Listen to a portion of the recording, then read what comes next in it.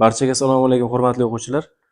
Xo'p, sizlar bilan DTM majburiyda tushib kelayotgan savollar 15-iyul birinchi smenadagini tahlil ko'rish boshlaymiz. Xo'p, demak, birinchi savolga e'tibor qaratinglar. To'rtburchak eni bo'yidan 2 marta uzun. Mana bu eni deyiladi. Eni bo'yidan 2 marta uzun. Masalan, bo'yini x desam, eni 2x bo'lishi kerak.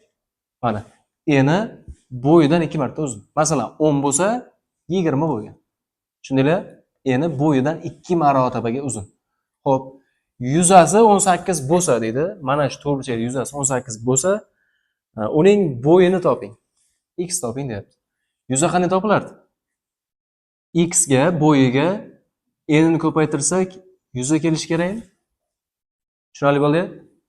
Ikkilar qisqartirib olsak, 9 qoladimi bu yerda? X ga x ko'paysa, x kvadrat teng yoqda 9. Qaysi son kvadrat 9? Shakl. O'zi plus minus 3 bo'lishi kerak. Biz minus 3 ni olmaymiz. Sababini bilasizlar nimagaligini? Chunki uzunlik minus 3 bo'lmaydi. Demak, bo'yi 3 bo'lgan. Enini so'rasa 6 deb keta olamiz bemalol. Qo'shimcha solib berish mumkin. Perimetrini toping deyish mumkin. Topa olamizmi perimetrini? Mana bu yer 3 bo'lsa, bu yoq 6 bo'lsa, bo'ldi, perimetr topamiz. 6 ga 6, 12, 3 ga 3. 6, 12, 6, 18. Jami perimetri qo'shimcha endi 18 bo'lar ekan. Perimetri 18 bo'lib qoldi. To'rtburchak bo'lsa 6, 6, 12, 3, 3, 6, 18. Tushunarlimi? Savolinglar yo'q. Xo'p, ikkinchi savol. 5 burchakli piramida. 5 burchakli piramida. Mana shaklni chizib qo'ydik. Aytayaptiki, mana shuni deydi. Xo'sh, nechta yog'i bor deyapti. Qaranglar. Mana bu yon tomoni bor-ku mana. Bitta.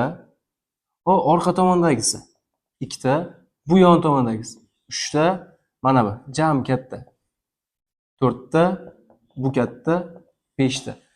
Demak, 5 ta yon yog'i va pastidagini ham qo'shib ketadigan bo'lsak, jami 6 ta yoqlari bor ekan. Tushunarli bo'ldimi? Bu degani piramidada nechta burchakli bo'lsa, yoni o'shancha va bitta tagidagi qo'shiladi. Tushunarlimi? Qo'shimcha savol, nechta qirra bor?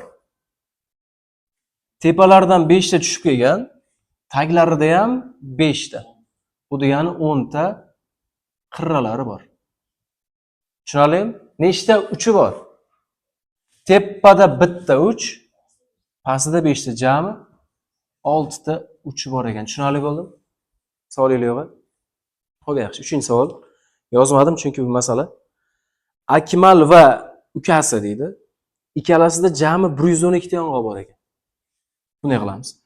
Akmalni x deylik, bo'ladimi? Ukasini y deymiz. Ikkalasidan qo'shganda 112 ta yong'og'i bor ekan. Oddiy yong'oqlar bilamiz. 112 ta yong'og'i bor. Endi qaranglar. Akmal o'zidan 19 ta yong'oqni olgan. Mana Akmal o'zidan 19 ta yong'oq chiqib ketdi. Ukaga borib qo'shildi. Ukasida y tamida, ukasiga o'zidan olib turib bunga qo'shdi. Ikkalasidagi yong'oqlar soni teng bo'lib qoldi. Mana bunda 19 ta chiqib ketdi, qanchadir qoldi. 19 ta qo'shildi, unda qanchadir bo'ldi, natijasi teng deyapti. 19 ta olib turib bunga qo'shsak shunaqa ekan. Tushundinglarmi? Xo'p, mana masalan deylik, menda 60 ta yong'oq bor. Bo'ladimi? Islomda 40 ta. O'zimdan 10 ta olib bunga qo'shsam, teng bo'ladi. Menda 60 tamidi, 10 ta chiqib ketdi, 50 ta qoldi. Seni 40 ta edi, 10 ta qo'shsang 50 ta bo'ladi. Tushundinglarmi? Shunaqa vaziyat bo'lyapti bu yerda. Xo'p, yaxshi. Shu yerda nima degan? Akmalda nechta yong'oq bor? Ya'ni akasida. Ikkalasini nima qilamiz? Sistema qo'rsak bo'ladimi? Xo'p, qaranglar. Y bu tomonga o'tkazib bo'ladi, minus qilib. Minus y o'tadimi? 19 o'zini tomonga o'tkazirsak. X plus y teng 112 ni yozib qo'ydik tepadagini. Minus y bo'lib o'tsa, x minus y, minus 19 qo'shib o'tsa, tushunarli bo'ldimi? Ikkalasini bitta qo'shib yuboringlar. Xlar 2x bo'ladi, y'lar yo'q bo'lib ketadi. Qo'shsak 150 bo'ladimi? 150. 2 ga bo'laversak, x'imiz 75 ta. X kim edi? Akasi edi, Akmal. Akmalda 75 ta yong'oq bo'lgan ekan. Ukani ichkicha nechta bola ukada? 75 yong'oq qo'yib topa olamizmi? Qaysi ko'radigan bo'lsanglar 37 ta.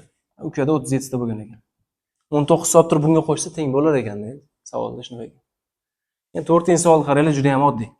Noto'g'rikasiga aylantirib bitta bo'lib qo'yamiz bu. 5 tagida nima bor? Bir bora noto'g'rikasiga aylantirsak 5 taqsim 3 ko'paygan 1 taqsim 5 bo'ladi. Bular ketsa 1 taqsim 3. Menimcha savol berishni o'zi uyat bunga. To'g'rimi? Juda ham bir oddiy. Mavzuni boshlaganda 3-4 mavzusi shunaqa bo'ladi-da. Xo'p, 5 ham savol, ya'ni masala. Xo'p, qaranglar, bir oy davomida jami 2000 ta xaltada olma tarqatilgan. Xaltalarda 2000 ta olma tarqatilgan. 2000 ta xaltada olma tarqatilgan. Tushundinglarmi? Xaltalar soni 2000 ta. Xo'p, aytayaptiki, har bir xalta ichida 350 grammdan olma bo'lgan.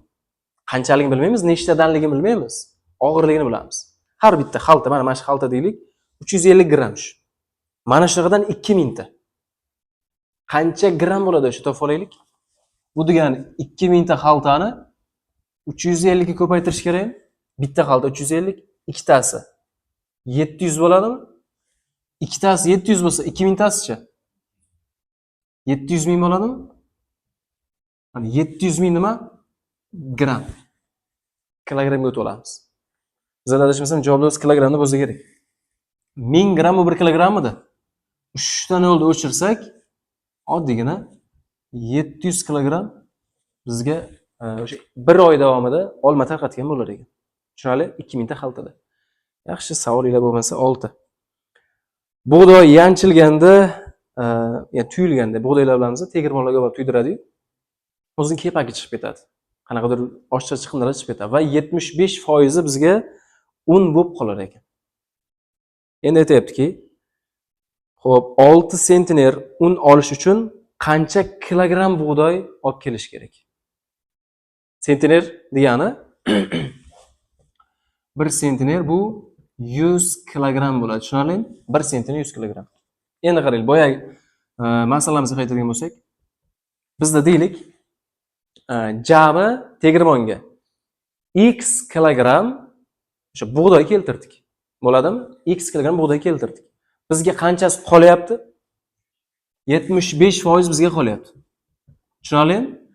Qanchadir bug'doyni 75% bizga qoldi va qancha bu yerda? 6 sentiner un qolish kerak. 600 kilogramm bo'lamiz shunda. Mana. Qanchadir bug'doy olib keldik, tuydirdik, 600 kilogramm qoldi. Tushunarlimi? Qancha olib kelinganligi so'ralyapti. Ikkalasini bo'lib o'ramiz nechiga? 25 ga bo'lsak 3 bilan 4. 4 ni proporsiya qilamizda 3 ga bo'lib o'ramiz. 2403 ga bo'lsak 800 kilogramm bo'lar ekan. Mana tegirmonga 800 kilogramm olib kelsak, demak 600 kilogrammi bizga tuyulgan un qolar ekan. Tushunarlimi? Xo'p, yaxshi. 7-savol. Bu yerda nechtasi noto'g'ri deyapti. Balkim nechtasi to'g'ri deyishi mumkin keyingi savollarda. Hozir nechtasi noto'g'ri? O'zi qaraylik, bir ozgina tushuncha beraylik son o'qi bilan. Deylik, 1 bilan 2 tursachi, hamma aytadi 2 katta deya oladi. To'g'rimi? Shunda orqaga o'tgandan keyin o'tiramiz bu tomonlarga. Mana bu yerda -7 turibdi, mana bu yerda -9 turibdi. Qaysi bir katta? Har doim son o'qi bo'yicha o'ng tomonda turgani katta bo'ladi. Bu yerda ham -7 o'ng tomon turibdimi? Demak, o'sha katta bo'ladi. Xulosa qilib olaylik. Mana bularni taqqoslay olamiz bemalol. Minus bo'yicha aytmoqchiman. Minusliklarda kichik soni minusi bor, o'sha katta bo'ladi. Tushunarlimi? Ketdi. Bu katta bo'lishi kerak. To'g'rimi? Holat to'g'rimi? Bizga kerak emas. Nechtasi noto'g'ri deyapti. Mana bu katta bo'lishi kerak edi, kichik katta bo'lishi kerak edi. Bu demak mana shu xato bo'lgan. Bunisi-chi? 6 katta, bu to'g'ri. Bizga kerak emas. Mana buchi? 2025 katta bo'lishi kerak, chunki kichik katta bo'lishi kerak. To'g'rimi? To'g'ri. Nechtasi to'g'ri? Bo'ldi. Demak, ikkitasi to'g'ri deb olamiz. Tushunarli bo'ldi? Nechtasi deyapti-da, qaysilari demayapti. Qaysilari desa 2 bilan to'g'ri deb olamiz. Nechtasi? Ikkitasi. Xo'p, savolinglar bo'lmasa, 8-savol bu tenglama. Mana shu tenglamani ishlang deyishi ham mumkin. Nechta javobi bor deyishi ham mumkin. Hozir so'rayapti, nechta javob bor deyapti. Qani ketdi ishlaymiz. 3x plus 4 3 ni ko'paytirib chiqamiz har biriga. 3x minus 3 plus 7. X'lar chapga yig'sak 3x ayrilgan 3x 4 yo'q o'tsa. O'zi u yerda minus 3 bilan 7 bormidi? 4 minus 4 o'tdi. Ayirib yuborsak 0 teng bu yoqdachi? 4 ayrilgan 4. Mana shu narsa eng asosiy joyi bo'ladi. Tenglama ishlaganinglarda ikki tomoni teng chiqsa, misolning javobi cheksiz ko'p yechim bo'ladi. Tushunarlimi? Ishlasanglar, ikkala tomoni teng chiqsa, cheksiz ko'p yechim bo'ladi. Mabodo hozir bu yoqni hisobladik, 0 chiqdi. U tomonini hisoblasak 3 chiqib qolsa masalan. Javob nima bo'ladi?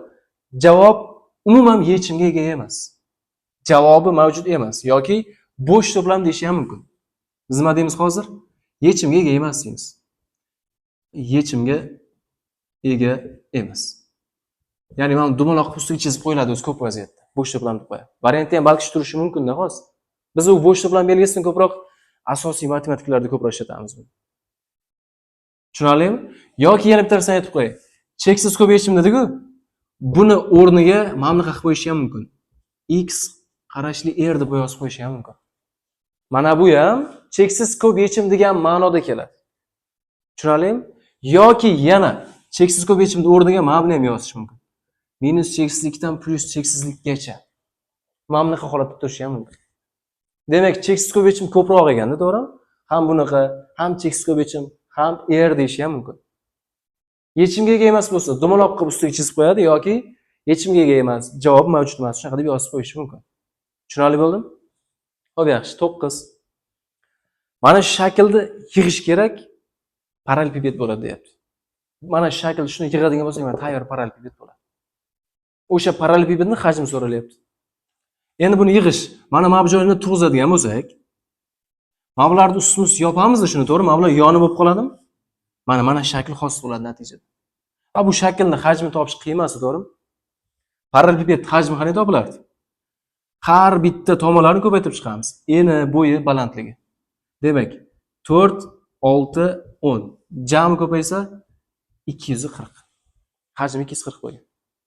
Tushunarlimi? Bo'ldi. 10-savol. Bu ham juda ham oson. Shuni soddalashtiring degan. 5x ni y ga ko'paytirsa 5xy. 3x ni 2y ga ko'paytirsa 6xy. Ya'ni harflar qolaveradi, sonlar ko'payadi. Mana bu yerda 2xy yo'q turibdi joyida. Hisoblasak, 5 tadan ayiramiz 6 dan. Minus 1 ta plus 2 ta bilan bitta x qoladi. Birini yozmadim, rozi bo'lasizlar. Mana shu yerda hozirgi savol nima bor desa, biri bor deya olamizda. Bir qo'ymasa ham xatoligini bilamiz. Xato emasligini bilamiz. Bir qo'ysak xato emas. Olib qo'ysak ham xato emas. Savolingiz yo'qmi? Xo'p, yaxshi bo'lmasa yozib olamiz.